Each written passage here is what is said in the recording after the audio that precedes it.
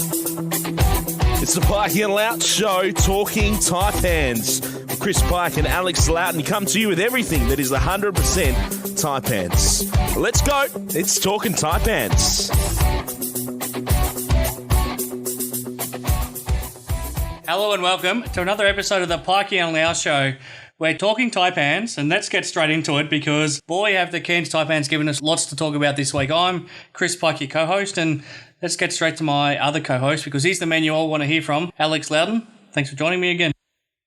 You know, Pikey, I think the punters enjoy hearing our back and forth. So I think you got some good insight and cover a lot of the league. So both bits of gold for the people of Cairns. But man, what a weekend! It was. It's going to be a telling tale how the weekend went. You know, I didn't predict a win in Sydney. I thought that would be a tough get. However, with Sydney Kings playing back-to-back games and the big man Andrew Bogut having to play big minutes to try and secure a semblance of a game in Perth, only to come up short and then have to travel again. He's going to be ailing a bit as he gets on in his 35 years of age. So could be a bit of a telling tale for how postseason play will go for the big man because there's back-to-back games pretty much a day apart. He's getting older. There could be little niggles that start to come in for the big fella. This episode of the Pikey and Loughz Show is proudly brought to you by Cairns Total Physio. Less pain, more life. And Statton's Plumbing Company. Plumbers who care. Yeah, absolutely. And they don't have a genuine backup big for him either at the Kings, so they put a lot of faith in Bogut being able to play a big role there. But as for the Cairns Taipans, it all started Friday night at home with that terrific win over the New Zealand Breakers, but it was a win that, given the way the team was playing, they just had to have against a team that was struggling. So they pretty much did as expected. But as we've seen this season, especially against the Hawks, the wins that you expect haven't always come. So I think it was really important that they got the win that they were expected to get, and then to go to Sydney on Sunday and to beat the league leaders who were, I guess they were a little bit tired from the travel coming back from Perth, but at the same time, they're the league leaders and they would have been pretty hungry to bounce back from the loss in Perth. So to win those two games, to make it 3 in a row, to now have won 5 of the last 6. I said it last week, and I think you were not quite on board when I called them the most exciting team in the league, but I think they have to be considered that right now.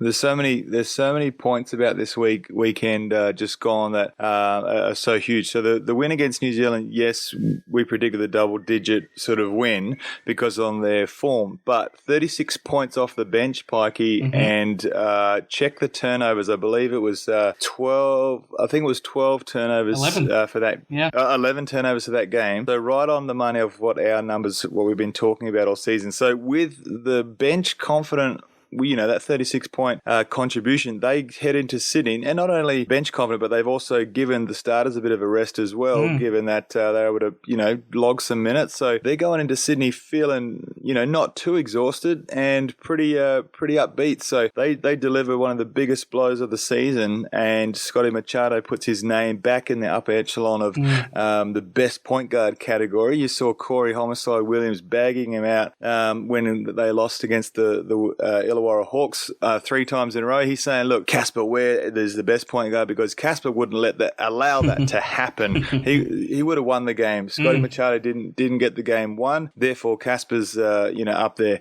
Now, flip the switch. Machado head-to-head versus Casper Ware.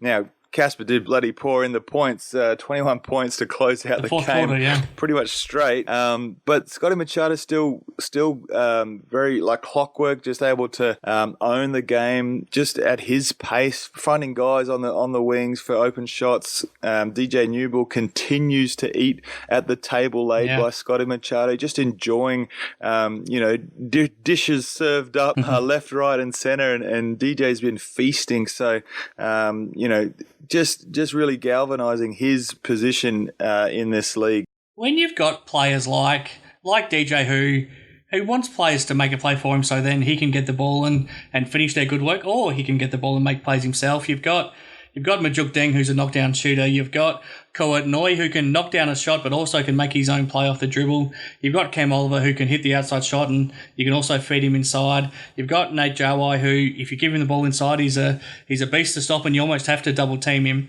how much does it help when you've got those offensive weapons that are being fed by a pass-first point guard? How much of a difference does that make to a team?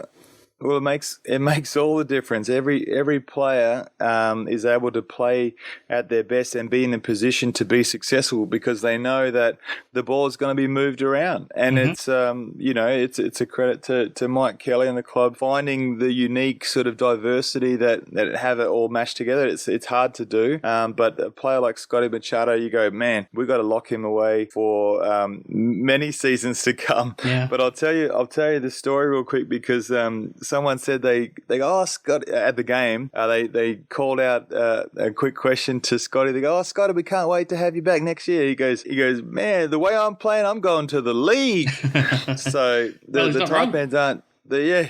So it could have been a bit of a retort, but sure. It also is a bit of a theme for the Taipans this year. A lot of self-confidence and only just getting back into the top 4 contention. Is this going to be the hardest challenge for Mike Kelly, is to maintain an even keel and keep all the I wouldn't say the egos, but the self-confidence in check in reality that, help them understand that it's still a long way to where they've got to go. How is this the biggest challenge for Mike Kelly, is to keep them all in check? Yeah, you make a great point. If you go back to last year and you felt like as much as Mike would try to build the team up, and you were part of the group, so you know what the inner workings were like, you just felt like the confidence within the group was never quite there because you put the hard work in, but you could never see the reward for it at the end of the day by stringing wins together. So the self-belief was not quite there. Then you put together this team this season, and I know that only Fab and JK and Nate have come back from last year, but it's still that I felt like at the start of the season the group felt like they could be good, but they didn't quite believe it until they started to see it happen.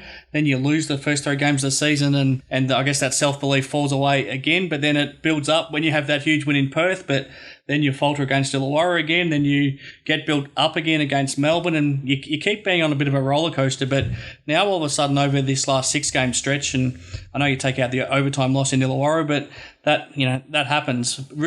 But really, it's been 6 games straight now where they've played tremendous, and you're right, all of a sudden that confidence level has shot through the roof, and I feel like the rest of the country for the first time, probably since you last made the playoffs back 3 years ago, when you played that semi-final series against Perth, that the rest of the league's now taking notice of the Taipans. They're talking about Cairns being the giant killers, but they're also talking about guys like Scotty Machado being potentially the best point guard in the league. You talk about Koat Noi being Rookie of the Year, and he might go to the NBA, and suddenly the country's now talking about these guys again. And you're right. How do you now avoid them getting overconfident? Because you don't want them to fall flat if they have another loss, which, this league is so tight. There's another loss that's only around the corner. You can't keep winning forever. So you have to make sure that their confidence doesn't fall right away again if they lose, but you also have to make sure they don't get overconfident and stop doing the things that have made them successful, because some of the key things that have made them start winning games are rebounding a lot better and boxing out a lot better, and that's just a mindset thing. That's the thing that you do through hard work and just through concentration, not turning the ball over. That's through concentration as well, and those are the sort of things that if you get overconfident can fall away again. And if you fall back into bad habits, if you're 7-7, if you lose 2 games again, suddenly you're back in sixth or seventh spot, and you're out of the playoff mix again. So they're still pretty delicately poised. And maybe that's the goal for Mike Kelly, is to help them realise the blueprint. It's like, we didn't get this based on all of our self-confidence just overflowing and you guys taking crazy shots and then happening to go in. It actually started with your concentration. It started with your box outs. It started with taking care of the little things. But I will say this, it was self-confidence at the start of the year. A lot of big talk in the media, a lot of big branding of each of the individual players, them sort of broadcasting what they're going to do this year. So it's sort of a fake it till you make it. And that's kind of turned into a team confidence, the way they're sort of talking about how they're playing. And, everyone's in a bit of a groove and everyone sort of contributing and playing well. So that has had a bit of a shift right there. But I think this is it's an exciting time, and I think it also comes with a lot of just being wary about where this thing can quickly turn bad, or it can continue to be solid. So a lot of upside, but still a long way to go.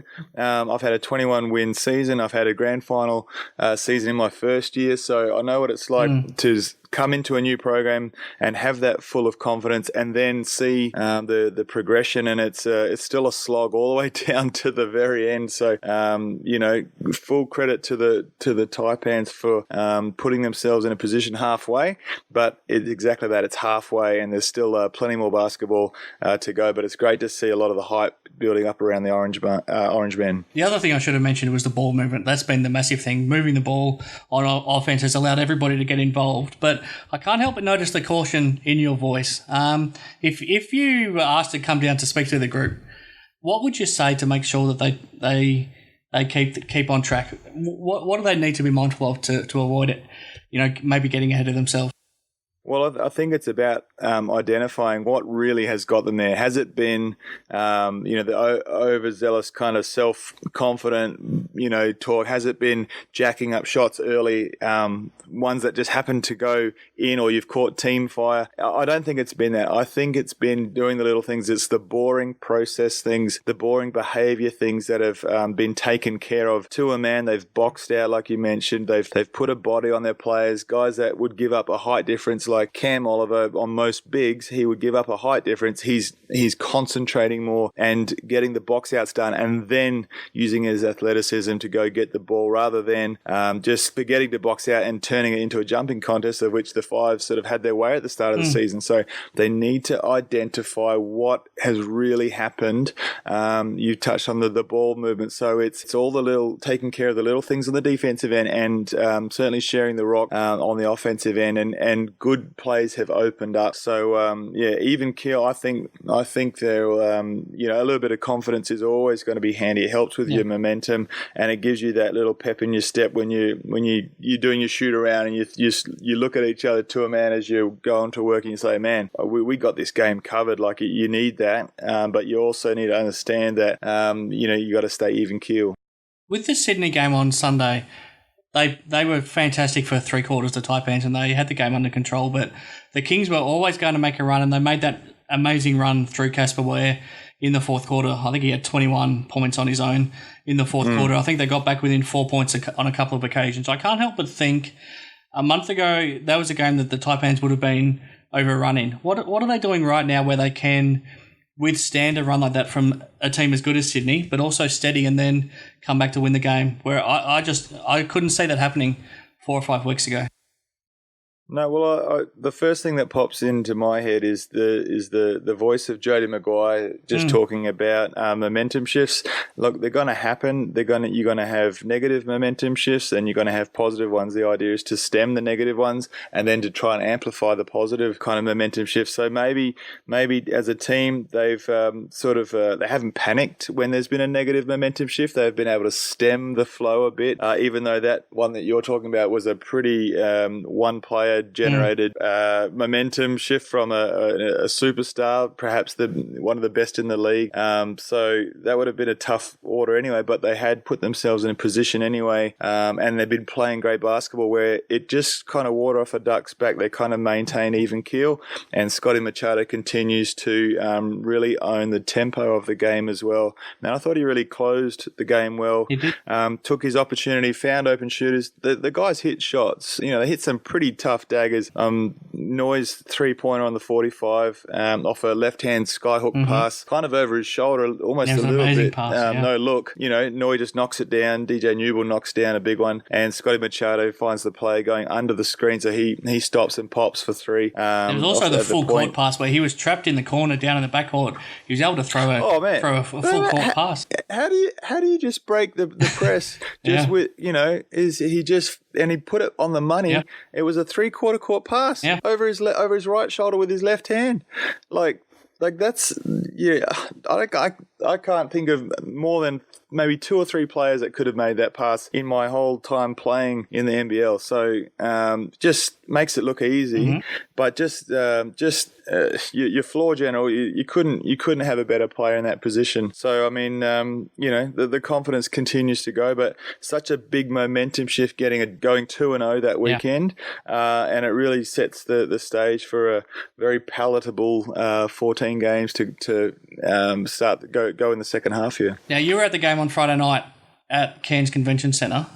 What went through your mind when you saw that Glenn Rice Jr. was playing for the New Zealand Breakers, given the last time we'd spoken about him, he was pretty much fresh out of jail and we thought we would never see him in the NBL again. And I think, as hindsight will now tell us, we should have never seen him again.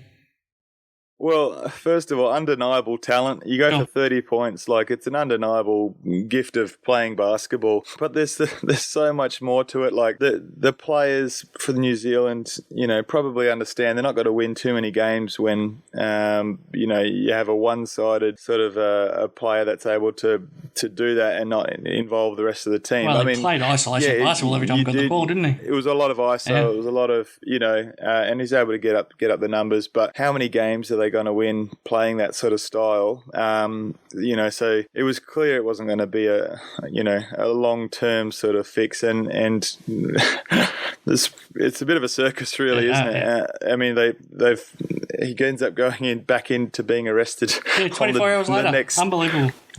The next day. So, it's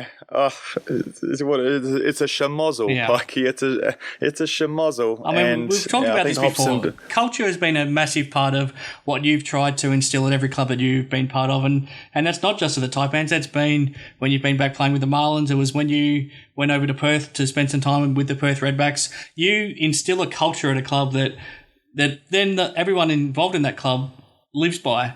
It's just something like that wouldn't have happened at a club you were involved in. I just don't think he would have stood for it. And someone like Glenn Rice Jr., with his background, first of all, he would have never come to a team you played in. And then once he had his first incident, you certainly wouldn't have given him a second chance, because history tells you he's only going to keep letting you down.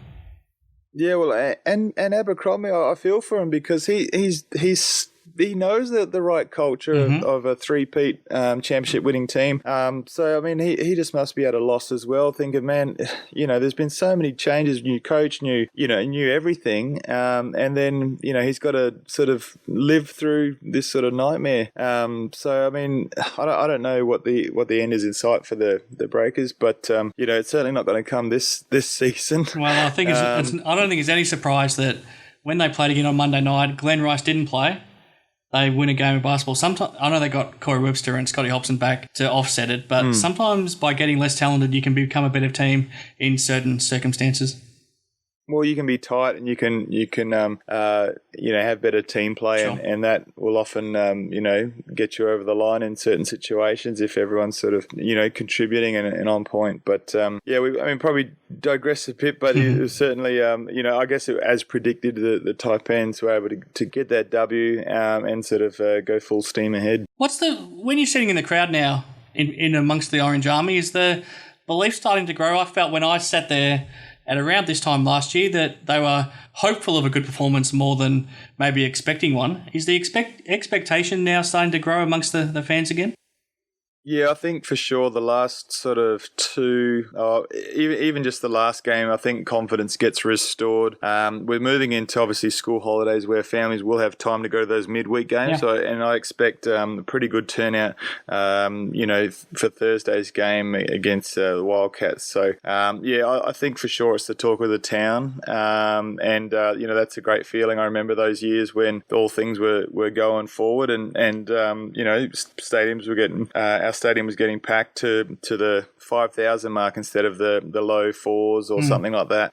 It'd be great to have a full house Thursday night. Now, one other thing from around the league, I think it's becoming more and more clear that you might have been right on the money a long time ago about LaMelo Ball not being here for much more than half of this season. He's now been ruled out for the next month from the Illawarra Hawks with a supposed foot injury. We'll wait and see if it's a real injury or not, I guess, further down the track. But would you expect to see him again, or do you think your prediction from more than a month ago about him being gone before Christmas is now going to come to fruition? Well, check the date. When did they play the Taipans on our home floor? Was it the 3rd of November? Yeah, it was around that mark. It was around 6. Early November, and then there was another time a couple of weeks later where he gets the triple-double. Yep. So I called it back then at the start of November. This guy is not staying around after Christmas. He will enjoy Christmas with the family back in the US, and then he will be on ice until the 22nd of June for obviously NBA draft. But why would you stay? Now, there's so much money at stake. If you stay and continue to get injured and get the foot fatigue injuries and all the other kinds of niggles, you're risking a multi-million dollar contract, probably, you know, 8 or 9 million a year type of thing where, I mean, it's not what the official rate. What's the, if you go number one in the draft, what is it, 5 or 6 mil guaranteed or something? And it's guaranteed multi-year as well, yeah.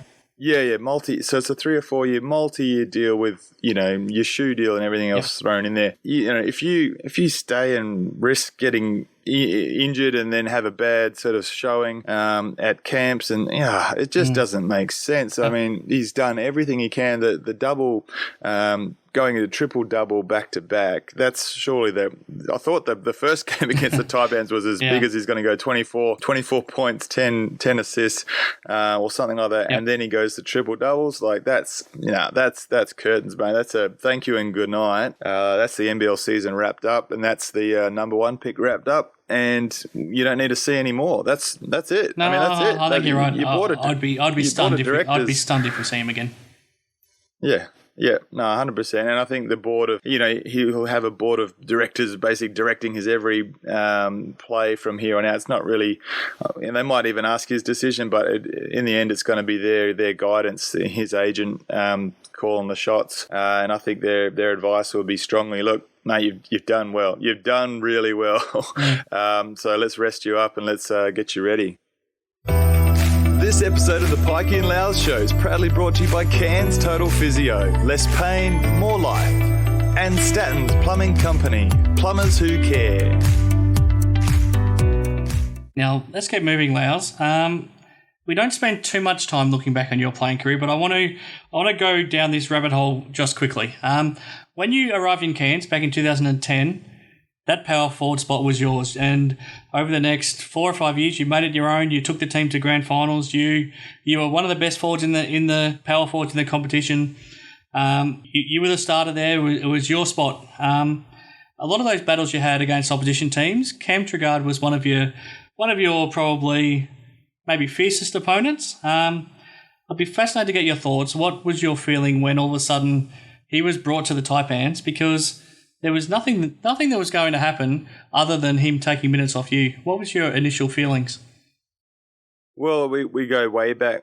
Me and Trig, obviously Nationals battles, same age, and then we're at the AIS together in 2001, and really good mates. And we both went off to college, and he came back early, but started NBL straight away. So you know, we both sort of felt our way into the league, and we're starting to make a name for ourselves. So you know, obviously a really good scorer. You know, spin moves for days, and based out of Melbourne there, as I was playing at the Wildcats and you know, then the Taipans. But no, look, when he was coming up, you know, we sort of you thought, oh, well, there'll be a bit of an adjustment, but I think in the long term, you know, we're just able to find a really good synergy. And I think once Matt Burston came in as well, we were a pretty good unit, a pretty good core unit, and we all had our place. I mean, Trig was a 60% finisher in the post, and I was finding my niche in sort of from long range, and then sort of you know, just some handy picking up the trash kind of buckets and things like that, you know. But you know, we were just able to complement, I guess, the team well, and we realised we brought different things to the table. So no, a really good mate of mine, and I was able to catch up with him, Pikey, just the other day. So we may as well cut straight to the interview now. But good to catch up with the NBL commentator now, a game sort of analyst, a lot of the radio stations here in Cairns, but a good mate of mine, Cam Trigard. All right, I'm here with Cam Trigard, and who would have thought would have taken 8 episodes to get into. Before we get Trigger on the airways, Trig, how are you going, mate? Mate, I'm well. Everyone knows the best talent comes in the 8th slot. You know, everyone, whatever's done, it's like, who's coming 8th? Exactly. And that's who the real winner is. This is when the gold. This is the champagne edition of interviews right now. Thank you for saving this coveted spot for me, like we planned. Absolutely. Now the Taipans form obviously their biggest weekend to date, a massive home win, but then a scalp on the road in Sydney. How hot is the Taipans form right now? Oh, Loughz, they're in fuego right now, and and they're just fun again. You know, like Mike Kelly, he's made the Taipans great again and made the Taipans fun again. They've got the elite point guard, they've got long switchable wings, and Cam Oliver, one of the best rim protectors in the league as well. So they've just got so many boxes ticked. But Loughz, to answer your question, that Sydney scalp was just a warning shot to the league that, you know, these guys are no joke. Absolutely. And let's talk about Machado. He's obviously the head of the snake. Just from the way we see him, and I know you think the same way as I do, but the way he plays, he's a dream teammate. He's going to make everyone better. He finds guys that are just, you know, naked on the wings, but DJ Newell's been feasting at the table laid by Scotty Machado. How good is Scotty Machado in this league? Well, he looks like the best player in the competition right now, and that's not to take anything away from Casper Ware, who's proven, you know, essentially he's probably the best player over the last, you know, 3 or 4 years that we've seen in the league with his body of work. But if you were just an alien coming down from outer space and you didn't know the league and you watched Scott Machado, you would say that he's the alpha. So you're right, he sets the table for everyone else, obviously. The best passing point guard in the league, but I mean, he can score as well. He does it all. Love his leadership. He got switched on to Sean Long a couple of games ago in the post, and Sean Long just dropped the shoulder, and Machado takes the charge through the chest. Looked like it really hurt, really winded him. But you could just see all the Taipans teammates look around like, this guy's a superstar, but he's in the trenches with us, wrestling with the monsters, and yeah, it was that leadership stuff that, hey, I'm flashy, but I'm do the grit and grind as well. He's impressive on a number of levels, Loughz. So when Corey Homicide goes off, you know, he's obviously going, Casper Ware, the best point guard. And then he's like, well, Machado, you know, a few games ago, they lose again to Illawarra Hawks. And then Corey says, you know, the best point guard in the league would have won that game. And that's been about the only, you know, downfall for the Taipans is that those 3 losses against a somewhat bogey lineup for them. But coming out of that, it seems like they've righted the ship. It does, and you've got to lose them, Loughz. Like, they're learning how to win. They're learning how to be a good team. You've got to have your knees knocked together a bit in the last 5 minutes of games and burp up a few and learn those lessons to be able to be a good team and win it. That teams like Perth Wildcats and the old Breakers of when we used to play, they didn't just flip a switch and there's this all-conquering entity all of a sudden. Like, you've got to go through that teething process, take your medicine, learn what doesn't work. But I tell you what, they seem to have figured it out now, because with 5 minutes to go and Casper Ware's throwing them in from everywhere, Cairns just held strong, kept punching, and held on and got the win. They're impressive. I just remember this one pass to Kawhi. He just finds a left-hand looping hook pass over his shoulder to Noy on the 45 to then nail a dagger 3. I was just like, how is this? He's just operating like, you know, like in second gear. Like it's sort of like the game's slowed down for him. Yeah, it is. And I think he'd be getting even more hype if you know, those next stars weren't in the league. Obviously, LaMelo Ball is the most, you know, part of the most famous basketball family on planet Earth, so he's got this billion-person following. But if you're talking about just pure basketball greatness, and then a couple of 300 gamers like ourselves with just jaws dropping, you know, you're talking about just seeing greatness. I mean, the Cairns fans, you should be coming out and getting around this guy, because I never know what he's going to do next, Loughz. You mentioned the pass to Noy. He's probably got, you know, 50 to 100 of those passes he's made where we're like, what the hell? How did that? You know, so he's doing stuff every night. He's certainly worth the price of admission, and we're blessed to have him playing Cairns. One of the fans, Trigger, I've got to tell you this story. So they said the fans are going gaga over Cam Oliver and Scotty Machado, obviously are physical specimens as they are. But they go, Scotty, we can't wait for you to come back next year. And he goes, man, the way I'm playing right now, I'm going to the league. Like this whole I mean, Kawatnoi says he's going to the league. Everyone says they're going. Is the Taipans are not short on confidence.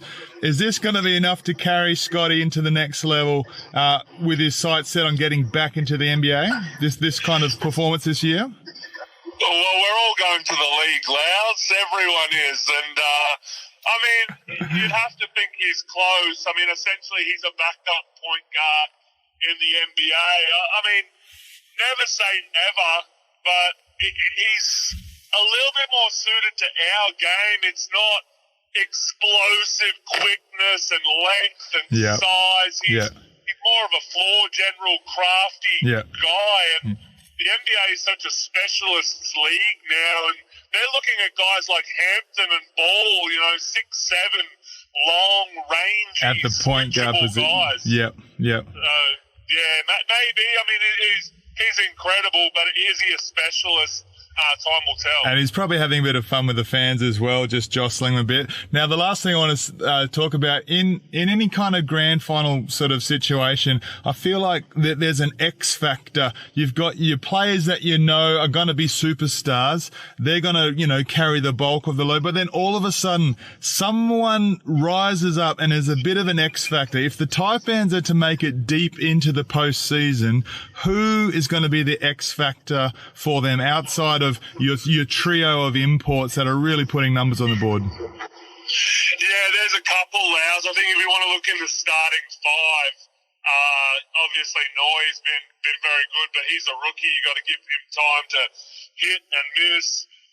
Majok Deng, been super impressed with him. His length, he's a tough cover in the 4 spot. Sort of like the new prototype 4.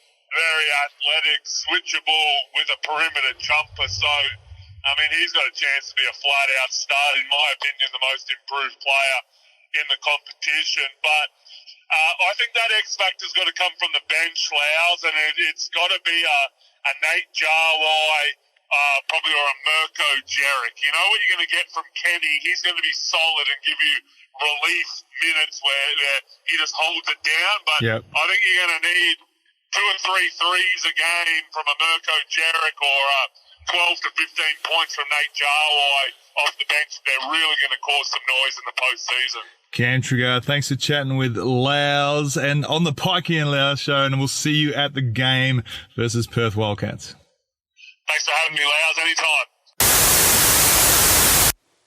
Big thanks, Cam Trigger, for joining us on the show. Really appreciate his time. Pikey, what are your thoughts? He's obviously glowing reports of Scotty Machado, and talking about a Taipans X factor when it comes to going deep in the postseason. He's really calling for an X factor off the bench. He'd like to see a Nate Jowey or a Mirko Jeric be really solid and rise up to the challenge when it comes to that postseason play. Can the Taipans continue deep into the postseason, and will they need an X factor? Absolutely. I think it's a great point that he makes. I think Mirko's the man for the job. We talked about confidence earlier in the show. He doesn't lack any self-confidence of shooting that ball as soon as he catches it. We saw him do it before he went away to Serbia when he was at the Crocs. We saw him do it in Reptile Rumbles especially. He just loves hitting a big basket, and we're starting to see signs of it. This past weekend he was terrific. I think Mirko Jeric is the fellow for the job, because I think Majok Deng and Nate Jawai are going to continue to swap that starting role and that 6-man role. So I think both of those guys will continue to deliver what they have been doing, but Mirko's the man, and I think he could be a big factor in deciding how far the Taipans go, because all of a sudden the opposition focuses on those top 6 guys, and you always will have to when you've got Machado running the point. You've got DJ who you have to lock down on. You've got Oliver who can do it inside and outside. You've got Majok Deng who you have to step out on because of how well he shoots the 3-ball. Kawatnoi is a tricky one. I don't know how you defend him effectively, because he is almost just as good shooting the 3-ball as he is then taking it to the rack. And then you've got Nate Jawai as well. So the opposition scout are going to be focused on those 6 guys. So I think Mirko Jeric is the guy that can step up and stay open. And if he keeps knocking down the open shot and he can hit 3 or 4 of them every single night, this Taipans team can make the playoffs, and if you're Sydney or Perth and you play them in the first round, it's a very tricky matchup. Could be trouble. The only player that can really stop Mirko Jeric is Mirko Jeric. I've seen him get a little bit too hard on himself sometimes, and it could just be a Serbian thing where he, is able just to unload a bit of expletives under his breath in Serbian. But I don't want him to take himself out of the picture by getting too worked up on a missed shot or just a play where he'd like to have back. I think he can give himself a bit more credit, not get himself so down. But I certainly love the way he can catch fire and really lift the side. Now, a couple of things. Now, we also saw Wertho and Trigger last year. They built up some chemistry together in the commentary booth for games, and I think they did well together. And then I think when it turned out that Wertho was going to have to return home to WA this year, it seemed like to a lot of people you might have been the natural one to then join Trigger in the commentary booth. Obviously, the way the league's gone by doing things a different way, that hasn't happened. Was that something that you would ever look forward to? Yeah, for sure. I mean, it's fun to talk about the games, and it's easy to gas bag along with your mates, and certainly it's certainly been an easy one for me. I feel that could deliver some game commentary and keep it exciting. I think we always I speak with Trigger on the road when he was at Cairns, and we always felt like you're responsible for the product, for delivering to the fans you got to tell them what they're seeing. You got to tell them that it's an amazing move that just happened, because people the general public won't really know if a move is really amazing unless you really tell them how hard it would be to actually execute that. So you've got to kind of you're responsible for how the game is portrayed to the general public, and I think spoon feeding them with how amazing each play is. It would be a lot better than just saying, well, back in my day when I played, I wouldn't have done that. That's a terrible move, and just kind of always reverting back to yourself. Never really carried across, I felt, from some commentators. So I think you've got to really make the game exciting, and like the NBA commentators do, they're really they're quite creative with how they spin it, but it's really exciting to listen to the game in the NBA as well. Well, let's hope we get to see that happen one day. Let's keep moving, because we've got another doubleheader for the Taipans to look forward to this weekend, and it all starts Thursday night back at the Cairns Convention Centre, and it's an opponent that the Taipans have really enjoyed playing so far this season. 2 wins already against the defending champion Perth Wildcats. Massive game this Thursday night, because the Wildcats were back in form themselves last week, beating the Kings at home, and then also going to Melbourne to beat the Phoenix. What are you expecting from this one?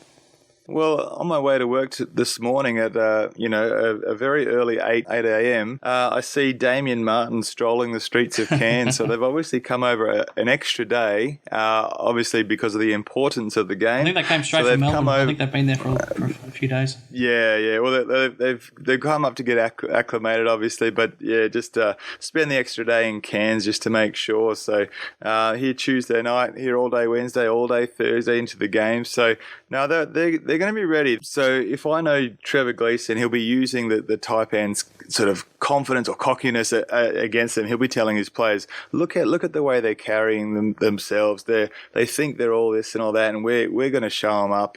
So I think he understands how important this game is for their record, let alone the series. There's always that mini series each team has head to head that Trevor will not be liking where the numbers are at this stage. So he'll be giving his players a lot of motivation to really lock in and focus on this one. So I'm expecting a pretty hostile game, but I think the Taipans will still be able to get the win by 6 points. Glad you mentioned Trevor Gleeson, and I'm glad you mentioned Damien Martin as well. It's a big night for both of them. Trevor's coaching his 400th game in the NBL. You've spent a lot of time playing in teams against him, whether it was when he was coaching in Townsville or that brief stint he had at the Tigers and now in Perth, and Damien Martin as well. His 300th game for the Wildcats, and I think he just arrived over in Perth the season after you left, so you haven't quite got to play with him on a club level, even though you might have at Boomers level, I'm not sure. But What are your thoughts on the milestones for those two? Yeah, well, I mean, Damien Martin joined the AIS team when we went to the States back in 2001. He was coming up as a young pup. So, that was the first time we were able to play with each other. And then there's been a few sort of Boomers sort of stints, but he's obviously gone a lot further with Boomers than I have. No, look, he's a consummate professional. But, yeah, that's all the motivation they need. A couple of milestone games for Coach, a milestone game for Damien, and then, Trev will use that as much as he can to will his boys over the line. But I think they're up against a tough matchup. I think the Taipans are on a big roll. I think Machado really controls the game. And, I mean, Bryce Cotton is playing that 2 spot. It's going to be an interesting matchup, whoever gets the assignment of guarding Bryce. So, I think it's an exciting game on Thursday night. To me, from seeing the Perth team this season, it looks like they live and die by the way their big three perform. So Bryce Cotton, Tariko White, and Nick Kay. And I think if one of them's quiet or if you can shut one of them down, I think you can beat them, and I don't think they're going to win too often. Which of those three, if you're the Taipans, would you make a really, I guess, the biggest focus to shut down? And do you think if you shut one of them down, you probably win the game? Well, I think Bryce is pretty talented. He'll probably get his numbers either way. Sure. I think Nick Kay is sort of a solid sort of contributor. The ball doesn't really go through him. He's just a good sort of finisher, and he'll rebound and he'll get his solid points and contribution there. I think Tariko White's the guy that if you can shut him out and really minimise his impact, then it really changes the course of the game. Mm-hmm. What's your tip? Can I nail you down on something? Yeah. I think I've gone with 6 points to the Taipans. They'll win by 6, but I think the Wildcats will be really making it a physical game. What would that mean for this Taipans team to have beaten the defending champions in all 3 games this season? What would that mean if they can get the job done? Well, I think the more important thing is just winning out at home, because you've got sort of 14 games left. There's you've got a huge job on the road, a huge task of probably winning 60 or 70% of your road wins to close out a season. You've got to take care of home floor because there's not many more Grace games left. So I think that's the big picture worry. You've really got to close out these home games, hold serve at home. But certainly beating the defending champs 3 times would be absolutely huge. It just goes a long way it just galvanizes that confidence, I think, and you just know how to win tough games. It really carries you through those series in the playoffs. So a win tomorrow would just be huge for Mike Kelly and the gang. And then on Sunday for the Taipans, first ever game for them to play the South East Melbourne Phoenix. So still a pretty short turnaround from hosting the Wildcats on Thursday night. When you play a team for the first time, and we're now sort of just past halfway point of the season, is it a bit of a filling out process when you're early on in the game?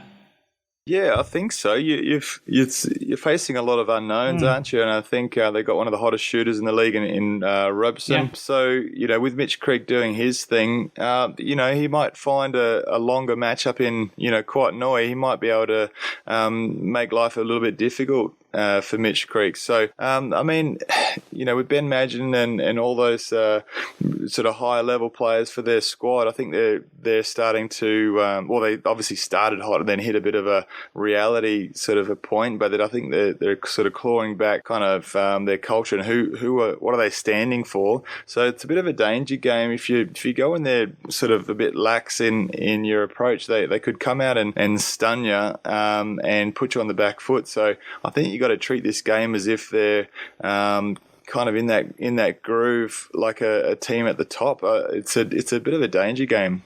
Do you see these two teams as the two that are fighting out for that 4th spot, or do you see Adelaide and Brisbane still in the mix? Or to me, it looks like the Phoenix and the Taipans are a bit ahead of the Bullets and the 36ers right now. That makes this game potentially even more important. I think Adelaide will leapfrog Melbourne Phoenix in this second half of the season. I think, and they'll be hot on the heels of the Taipans. I don't think the Bullets are going to make it there off the back of Lamar Patterson brilliance. So I think, I think the Taipans will have got some hard work ahead of them. They've really got to find another gear, another level to lift to really sort of keep Adelaide 36ers at bay. But, Taipans have got to got a point to prove now, and I think Melbourne Phoenix, after a tough Wildcats hit out, it'll be a great test to only have Friday and Saturday to recover and head down to Melbourne. So it's probably a bit of a crucial game for the Taipans, really. And I think they can get it done. I just think that it's a bit of a surprise packet from Phoenix. So you think they'll go 2-0 this weekend? Yeah, I think so. I think it's going to be a tough game, but it's I think Taipans will go up by 4. But it's a bit of a grindy game. I'm just not sure how that game's going to go. I think Melbourne Phoenix are going to throw the kitchen sink at them and really try and dig deep to restore a bit of their confidence. So yeah, it's just it's a bit up in the air. But yeah, if Taipans can go 2-0, then it goes a long way. Just very quickly, the other games this weekend across the league. This is a big one too, based on what you just talked about. Adelaide 36 is hosting the South East Melbourne Phoenix. This one could start to see the 36ers sort of start to leapfrog the Phoenix if they can get that win. Okay, Adelaide 36ers will hold serve against Melbourne Phoenix in Adelaide. I think there's just too much at stake and too many veteran players on the Adelaide 36ers that won't allow any more slip-ups. So Jerome Randall and and Daniel Johnson will get the job done against Phoenix on Friday night. And Saturday, this seems to be the marquee matchup of the league in recent times, and certainly the league builds it up that way. Melbourne United, Sydney Kings in Melbourne. Look, I think Melbourne United might actually get this one over the line, only because Sydney Kings have had a bit of a struggle of form. Obviously, they'll be coming back in ready to fire, but I think the youth and exuberance of Melbourne United and a bit of a taste of knocking over the number one team might actually get the juices flowing for them, and they're a bit more younger, legs. They might actually just have a bit of a cracker against Sydney Kings. So Melbourne United by 5 points. And Saturday night, Perth Wildcats hosting the Brisbane Bullets. I guess if you take out the travel that the Wildcats have to do coming back from Cairns, if they're feeling pretty good about themselves, this has a bit of a scary feel of being a blowout for mine in favour of the Wildcats. Yeah, I think the Wildcats will win by 12. Yep. But Bullets have been a bit up and down, and mainly down really when it comes to a lot of those games. So I haven't seen a good enough form from the Bullets to really give them a better buffer. Then Sunday, New Zealand Breakers hosting the Adelaide 36ers. I mean, who knows what we're going to get from the Breakers at this point? I think Adelaide might be a bit buoyed by their performance on the Friday. I think if they should get the win done in Phoenix, therefore head to New Zealand with a wet sail and know that they'll know how crucial it is to go 2-0 that weekend. So I think they'll be a better focus than the New Zealand Breakers. So yeah, Adelaide 36ers will win. Last up, Monday night, Illawarra Hawks hosting Melbourne United. Again, that has a bit of a danger feel to me with no LaMelo Ball. A couple of new imports for the Hawks, but that looks like it could be a comfortable Melbourne win to me. Yeah, Melbourne United will get that one done. Probably double digits. Probably 18 to 20 points, I think. This episode of the Pikey and Loughz Show is proudly brought to you by Cairns Total Physio. Less pain, more life. And Statton's Plumbing Company. Plumbers who care. There we go, Loughz. We'll see how we go, but we've got through halfway of this NBL season here on the Pikey and Loughz Show. We've been talking Taipans. It might be a bit of time for us to take a deep breath. We'll keep you informed on how we're travelling over the holiday period in terms of the show. We'll do our best to keep you informed on our progress. But, 11 rounds into the NBL season, we're almost into double figures here on the Pikey and Loughz Show. I think we've made a pretty solid start. Mate, there's been a lot of twists and turns, and you certainly can't blame the league for being lacking any excitement. It certainly is incredible, and I can't wait for the second half of the season. If you're a Taipans fan, which most of our listeners should be, then strap yourself in because we're in for one hell of a ride to close out this season, NBL 20.